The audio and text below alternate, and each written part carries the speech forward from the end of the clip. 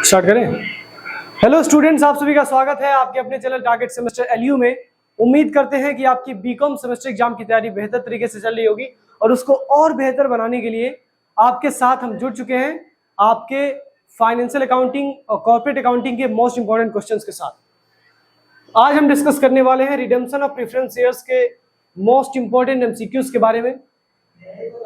Students, आप सभी को बताना चाहेंगे कि आपकी सेमेस्टर की समस्या को देखते हुए हमारी जो टारगेट सेमेस्टर की टीम है उसने आपके लिए एक नया प्लेटफॉर्म तैयार किया है और हमारे प्लेटफॉर्म का नाम है टारगेट सेमेस्टर एलयू।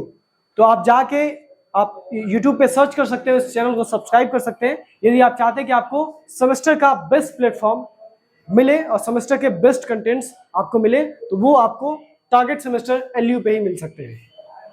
तो आज हम डिस्कस करने वाले हैं रिडेम्पशन ऑफ प्रेफरेंस शेयर्स के बारे में। सबसे पहले समझते हैं रिडेम्पशन का मतलब क्या होता है। स्टूडेंट्स, रिडेम्पशन का मतलब होता है रीपेमेंट। क्या होता है? रिडेम्पशन का मतलब होता है रीपेमेंट। रीपेमेंट यानी जो पैसा हमने प्रेफरेंस शेयर्स इशू करके प्राप्त किया था, जो पैसा हमने इक्विटी शेयर्स इशू करके प्राप्त किया था, जो पैसा हमने डिबेंचर्स इशू करके प्राप्त किया था, अब हम उस पैसे को रीपे कर रहे हैं। और ये जो रीपेमेंट शब्द है, इसी के लिए टेक्निकली रिडेम्पशन शब्द का प्रयोग किया जाता है। यानी जब आप प्रेफरेंस शेयर्स को इशू करके जितना कैपिटल कलेक्ट किए हैं वो सारा का सारा कैपिटल यदि आप लौटा रहे हैं पब्लिक को, प्रेफरेंस शेयर होल्डर्स को, उसको कहते हैं रिडेम्पशन ऑफ प्रेफरेंस शेयर्स। तो आज हम सीखेंगे लीगल प्रोविजंस क्या है रिडेम्पशन ऑफ प्रेफरेंस शेयर्स के एमसीक्यूज के माध्यम से, और ये भी सीखेंगे कि प्रेफरेंस शेयर्स रिडीम कैसे होते हैं, उसके क्या क्या कंडीशंस है। तो इसमें सबसे पहला क्वेश्चन है preference share holders are dash of the company. Preference share holders हमारी कंपनी के क्या होते हैं? हिंदी में वरीयता शेयर धारक कंपनी के डैश होते हैं। तो आपके जो प्रेफरेंस शेयर होल्डर्स होते हैं वो हमारे कंपनी के ओनर्स होते हैं। So preference share holders are the owners of the company. इसका ऑप्शन क्या हो जाएगा? सी, क्योंकि प्रेफरेंस शेयर होल्डर्स हमारी कंपनी के मालिक होते हैं। यदि हम क्रेडिटर्स की बात करें तो क्रेडिटर्स में हमारे डिबेंचर होल्डर्स आ जाएंगे और इक्विटी शेयर होल्डर्स भी हमारे कंपनी के ओनर्स ही माने जाते हैं। ठीक है, चलिए अगला क्वेश्चन है question number second. Redeemable preference shares can be redeemed only if they are fully paid up, even if they are partly paid up, if they are paid not less than 50% of the nominal value of the shares, only if they are issued at a premium। अब question ये पूछा गया है कि preference shares को redeem कब किया जा सकता है।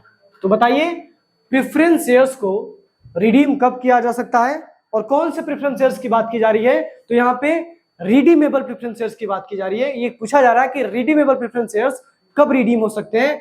तो रिडीमेबल प्रेफरेंस शेयर्स तभी रिडीम हो सकते हैं जब वो फुल्ली पेड अप हो।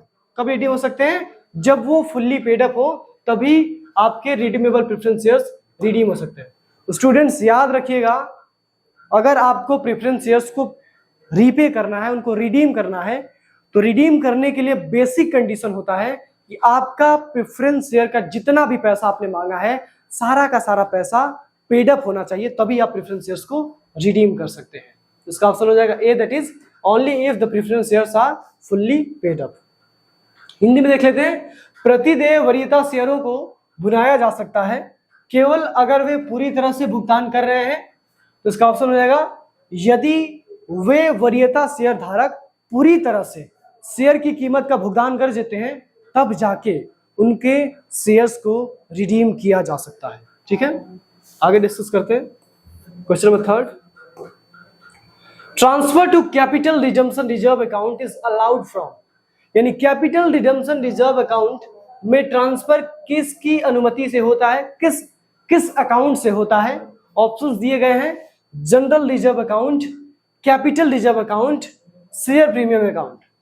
तो यदि हम बात करें कैपिटल रिडम्पशन रिजर्व की, तो कैपिटल रिडम्पशन रिजर्व में जो अकाउंट होता है, जो अकाउंट ट्रांसफर किया जा सकता है, वो आपका जनरल रिजर्व अकाउंट है। कैपिटल रिडम्पशन रिजर्व में से जो पैसा ट्रांसफर होता है वो जनरल रिजर्व अकाउंट में ट्रांसफर होता है। तो इसका ऑप्शन क्या हो जाएगा स्टूडेंट्स? इसका ऑप्शन हो जाएगा A, that is general reserve account. Hindi में भी ये हो जाएगा।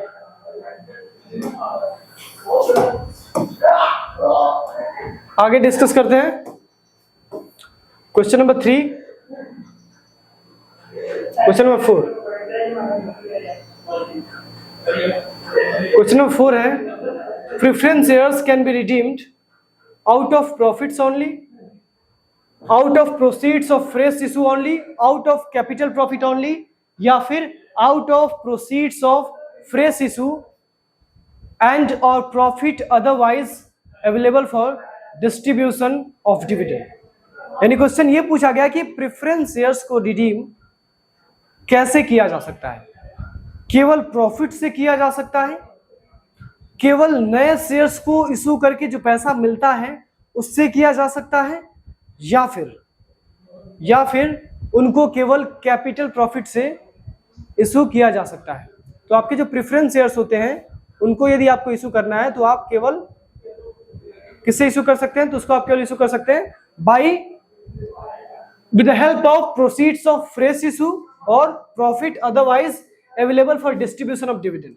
यानी इसमें जो ऑप्शन होगा आपका ऑप्शन डी हो जाएगा। यानी प्रेफरेंस शेयर्स को यदि आपको रिडीम करना है तो आप रिडीम कर सकते हैं प्रॉफिट से भी, प्रोसीड्स ऑफ फ्रेश इशू से भी, कैपिटल प्रॉफिट से भी, और प्रोसीड्स ऑफ फ्रेश इशू और profit available for distribution of dividend. इसका ऑप्शन क्या हो जाएगा, इसका ऑप्शन होगा डी। डी ऑप्शन क्यों होगा, डी ऑप्शन इसलिए होगा क्योंकि डी ऑप्शन ये कह रहा है कि यदि आपको प्रेफरेंस शेयर्स को रिडीम करना है तो आप प्रेफरेंस शेयर्स को रिडीम करने के लिए या तो फ्रेश इशू कर सकते हैं, या तो जो प्रॉफिट्स आपके पास हैं, या फिर जो प्रॉफिट आपने डिविडेंड को डिस्ट्रीब्यूट करने के लिए रखा है उसको आप यूज कर सकते हैं। तो इसका ऑप्शन क्या हो जाएगा डी। हम किसी भी माध्यम से प्रेफरेंस शेयर्स को रिडीम कर सकते हैं, चाहे नए शेयर्स को इशू करके, चाहे प्रॉफिट की मदद से, या फिर जो पैसा डिविडेंड डिस्ट्रीब्यूट करने के लिए रखा गया है उसकी मदद से भी किया जा सकता है। अगला question number 5, shares having preferential right to dividend and repayment of capital are known as. ऐसे शेयर्स जिनको प्रेफरेंशियल राइट दिया जाता है कैपिटल को रीपे करने का और डिविडेंड को पे करने का। यानी ऐसे शेयर्स जिनको एक पूर्वाधिकार होता है कि आपको सबसे पहले डिविडेंड मिलेगा और सबसे पहले और फिक्स डिविडेंड मिलेगा, और दूसरी चीज अगर कैपिटल के रीपेमेंट की बात करेंगे तो वो भी आपका ही सबसे पहले होगा। तो होते हैं आपके प्रेफरेंस शेयर्स। प्रेफरेंस शेयर्स ही ऐसे शेयर्स होते हैं जिनका जो रीपेमेंट होता है कैपिटल का उसमें भी उनका प्रेफरेंशियल राइट होता है, और इसके साथ साथ उनको डिविडेंड के पेमेंट में भी प्रेफरेंशियल राइट होता है। ठीक है स्टूडेंट्स, तो इसका ऑप्शन क्या हो जाएगा, प्रेफरेंस शेयर्स। चलिए आगे देखते हैं question number 6, preference shares are redeemed at premium, such premium में be provided out of. Preference shares को प्रीमियम पे भी रिडीम किया जा सकता है, लेकिन जब प्रेफरेंस शेयर्स को प्रीमियम पे रिडीम किया जाएगा तो वो जो प्रीमियम होगा वो प्रीमियम का पैसा कहां से आएगा। ऑप्शन दिए गए हैं share forfeiture account, share premium account, proceeds of fresh issue of share, या फिर कैपिटल रिडम्पशन रिजर्व अकाउंट। तो यदि हम बात करें redemption of preference shares at premium की, तो उसके लिए जो हम पैसा यूज करेंगे, उसके लिए जो हम रिजर्व यूज करेंगे वो है आपका शेयर प्रीमियम रिजर्व। ठीक है, तो इसका ऑप्शन हो जाएगा B, that is share premium is used to redeem the preference shares at premium. यानी यदि अपने प्रेफरेंस शेयर्स को आप प्रीमियम पे रिडीम करना चाहते हैं, यानी जितने वैल्यू में आपने इशू किया था उससे ज्यादा वैल्यू में आप रिडीम करना चाहते हैं। फॉर एग्जांपल आपने 10 रुपए में प्रेफरेंस शेयर्स को इशू किया था और उसको अब आप 20 रुपए में रिडीम करना चाहते हैं, यानी 20 रुपए प्रेफरेंस शेयर्स को पे करना चाहते हैं, तो वो जो 10 रुपए एक्स्ट्रा आप पे कर रहे हैं वो आप शेयर प्रीमियम अकाउंट से रीपे कर सकते हैं। ठीक है, आगे देखते हैं।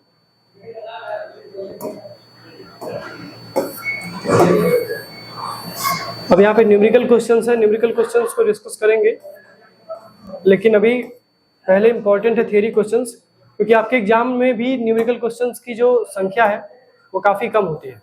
तो हमारी प्रायोरिटी ऐसा नहीं कि न्यूमेरिकल क्वेश्चन नहीं है, हमारी प्रायोरिटी पे न्यूमेरिकल क्वेश्चन भी है, लेकिन उससे भी ज़्यादा इंपॉर्टेंट है आपके मल्टीपल चॉइस क्वेश्चन जो थियोरेटिकल बेस्ड है। ठीक है, दैट्स वाई हम पहले थियोरेटिकल क्वेश्चंस को डिस्कस करेंगे और धीरे धीरे आपके जो प्रैक्टिकल क्वेश्चंस हैं उसको भी डिस्कस किया जाएगा। ठीक है, चलिए क्वेश्चन नंबर 10 है preference shares can be redeemed only if they are fully paid. तो ये क्वेश्चन अभी हमने सॉल्व किया था।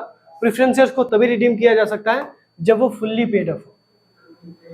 Partly paid up preference shares को रिडीम नहीं किया जा सकता। याद रखना स्टूडेंट्स, एग्जाम में अक्सर कंफ्यूज करने के लिए पूछा जाता है कि क्या partly paid up preference shares को आप रिडीम कर सकते हैं। तो answer is big no, you can't redeem the partly paid up preference shares. जब तक preference shares fully paid up नहीं हो जाते हैं तब तक आप उनको रिडीम नहीं कर सकते हैं। ठीक है, चलिए आगे बढ़ते हैं। क्वेश्चन नंबर 12 को डिस्कस करते हैं। 11 भी आपका जो क्वेश्चन है वो न्यूमेरिकल क्वेश्चन है। न्यूमेरिकल क्वेश्चन डिस्कस किया जाएगा एंड इसके लिए हम एक सेपरेट वीडियो बनाएंगे। जितने भी न्यूमेरिकल क्वेश्चन आप देख रहे हैं वो डिस्कस किया जाएगा। लेकिन हमने देखा है लखनऊ यूनिवर्सिटी सेमेस्टर एग्जाम में मैक्सिमम जो क्वेश्चंस होते हैं वो थियोरेटिकल क्वेश्चंस होते हैं। तो पहले हम थियोरेटिकल क्वेश्चन डिस्कस कर लेते हैं, आपका एक कंसेप्ट डेवलप हो जाएगा और कंसेप्ट डेवलप होने के बाद हम जब प्रैक्टिकल क्वेश्चन डिस्कस करेंगे तो आपको भी आनंद आएगा और आपको भी समझ में आएगा क्वेश्चंस। ठीक है, चलिए तो क्वेश्चन नंबर 12 है अ preference shares which carry the right of participating in the surplus left after paying equity dividend is called. यानी ऐसे प्रेफरेंस शेयर्स जिनको हमारे कंपनी के सरप्लस प्रॉफिट में शेयर करने का अधिकार होता है, सरप्लस प्रॉफिट में पार्टिसिपेट करने का अधिकार होता है, उन प्रेफरेंस शेयर्स को हम क्या कहते हैं? तो उनको हम कहते हैं पार्टिसिपेटिंग प्रेफरेंस शेयर्स। जिन प्रेफरेंस शेयर्स को हमारे कंपनी के सरप्लस प्रॉफिट में पार्टिसिपेट करने का अधिकार होता है उसको हम पार्टिसिपेटिंग प्रेफरेंस शेयर्स कहते हैं। और जिन प्रेफरेंस शेयर्स को यह अधिकार नहीं होता है कि आप कंपनी के सरप्लस प्रॉफिट में पार्टिसिपेट कर सकते हैं उनको हम नॉन पार्टिसिपेटिंग प्रेफरेंस शेयर्स के नाम से जानते हैं। ठीक है, तो इसका ऑप्शन क्या हो जाएगा? इसका ऑप्शन करेक्ट हो जाएगा B, that is participating preference shares. ठीक है स्टूडेंट्स, चलिए तो जब भी सरप्लस प्रॉफिट की बात की जाए तो सरप्लस प्रॉफिट में पार्टिसिपेट करने का अधिकार केवल पार्टिसिपेटिंग प्रेफरेंस शेयर्स को होता है। अगला question number 13, redeemable preference shares must be redeemed with in. जो रिडीमेबल प्रेफरेंस शेयर्स होते हैं उनको कितने समय के अंदर रिडीम कर देना चाहिए? तो जो रिडीमेबल प्रेफरेंस शेयर्स होते हैं उनको मैक्सिमम 20 साल के अंदर रीपे कर देना चाहिए। अगर आप कोई रिडीमेबल प्रेफरेंस शेयर इशू कर रहे हैं तो उसको 20 साल के अंदर आपको रीपे कर देना है। ठीक है, तो इसका ऑप्शन क्या हो जाएगा? D, that is with in 20 years redeemable preference shares should be redeemed. ठीक है, तो इसका हो जाएगा 20 साल। आगे बढ़ते हैं। अगला क्वेश्चन आपका क्वेश्चन नंबर 14, प्रेफरेंस शेयर्स में B redeemed out of proceeds of debentures, proceeds of new issue of shares, out of divisible profit या फिर बोथ बी एंड सी। तो देखिए प्रेफरेंस शेयर्स को यदि आप रिडीम करने की बात करते हैं तो प्रेफरेंस शेयर्स रिडीम तभी हो सकते हैं जब या तो आप पैसा जो रिडीम करने के लिए कलेक्ट कर रहे हैं वो या तो आप न्यू इश्यू ऑफ शेयर से रिडीम कर रहे हैं, प्रोसीड्स कलेक्ट कर रहे हैं, या तो आप जो डिविजिबल प्रॉफिट है यानी जो डिविडेंड का प्रॉफिट है उसको आप यूज कर रहे हैं। उसी केस में आप प्रेफरेंस शेयर्स को रिडीम करने के लिए मनी यूज कर सकते हैं जो आपका डिविडेंड डिस्ट्रीब्यूट करने के लिए प्रॉफिट रखा गया हो या फिर जो आपने न्यू इश्यू ऑफ शेयर से प्रोसीड्स कलेक्ट किए हो। इसका ऑप्शन क्या हो जाएगा स्टूडेंट्स? इसका ऑप्शन हो जाएगा B, that is D, that is both B and C. अगर आपको प्रेफरेंस शेयर्स को रिडीम करना है तो आप redeem with the help of proceeds of new issue of shares भी कर सकते हैं and with the help of dividend, with the help of divisible profits भी कर सकते हैं। ठीक है, चलिए आगे बढ़ते हैं। अगला क्वेश्चन है question number 15, when redemption of preference shares is made out of profits such profit is transferred to. यदि प्रेफरेंस शेयर्स का रिडम्पशन प्रॉफिट से होता है तो उस प्रॉफिट को कहां ट्रांसफर किया जाता है? बड़ा इंपॉर्टेंट क्वेश्चन है स्टूडेंट्स। जब प्रेफरेंस शेयर्स को रिडीम प्रॉफिट से किया जाता है तो उस प्रॉफिट को कहां ट्रांसफर किया जाता है? ध्यान से, जब प्रेफरेंस शेयर्स को रिडीम प्रॉफिट से किया जाता है तो जो प्रॉफिट से रिडीम कर रहे हैं उस प्रॉफिट को हम कहां ट्रांसफर करेंगे? ऑप्शन दिए गए हैं कैपिटल रिजर्व, जनरल रिजर्व या फिर कैपिटल रिडम्पशन रिजर्व। तो इसका ऑप्शन हो जाएगा कैपिटल रिडम्पशन रिजर्व। अगर आप प्रेफरेंस शेयर्स को प्रॉफिट से रिडीम कर रहे हैं यानी जो प्रॉफिट्स आपने ऑलरेडी कमाया था उससे आप प्रेफरेंस शेयर्स को रिडीम करने वाले हैं तो आप जब रिडीम करेंगे तो प्रॉफिट का जो अमाउंट होगा वो आपको कैपिटल रिडम्पशन रिजर्व में ट्रांसफर करना होगा। यानी इसको शॉर्ट में कहते हैं CRR में ट्रांसफर करना होगा, कैपिटल रिडम्पशन रिजर्व में ट्रांसफर करना होगा। ठीक है, आगे देखते हैं क्वेश्चन नंबर, आई थिंक ये थे आपके मोस्ट इंपोर्टेंट थ्योरेटिकल क्वेश्चंस। जो अगले क्वेश्चंस होंगे हम डिस्कस करेंगे अगले वीडियो में, तो बने रहिए हमारे चैनल के साथ और यदि आप चाहते हैं कि सेमेस्टर की बेहतर तरीके से तैयारी की जाए तो वो बेहतर तरीके से तैयारी करने की जिम्मेदारी टारगेट सेमेस्टर की है। बस आपको पूरी निष्ठा के साथ, पूरी ईमानदारी के साथ पढ़ना है। बाकी लेक्चर्स आपको समय पे मिलेंगे, आपको नोट्स भी समय पे मिलेंगे, और आपके लिए एक नया क्रैश कोर्स भी हम लोग लॉन्च करने वाले हैं, जिसके माध्यम से आप 2 दिन 3 दिन में अपने सेमेस्टर एग्जाम की बेहतर तैयारी कर सकते हैं। और आपने देखा भी होगा दीनदयाल उपाध्याय गोरखपुर यूनिवर्सिटी में किस प्रकार से बच्चों ने सेमेस्टर में झंडा गाड़ा है। और हम ये चाहते हैं कि जिस प्रकार से हमने गोरखपुर यूनिवर्सिटी में टारगेट सेमेस्टर डीडीयू का झंडा गाड़ा था, उसी प्रकार से हम लखनऊ यूनिवर्सिटी में टारगेट सेमेस्टर एलयू का झंडा गाड़ेंगे। बस आपके समर्थन की आवश्यकता है, आपके सहयोग की आवश्यकता है। इसी प्रकार से बने रहिए हमारे टारगेट सेमेस्टर एलयू के साथ। और यदि आप तक इस चैनल को सब्सक्राइब नहीं किया आपने तो जाइए और इस चैनल को सब्सक्राइब करिए, और यदि आपको वीडियो अच्छा लगता है तो लाइक कर दीजिए। दैट्स ऑल, मिलते हैं नेक्स्ट लेक्चर में।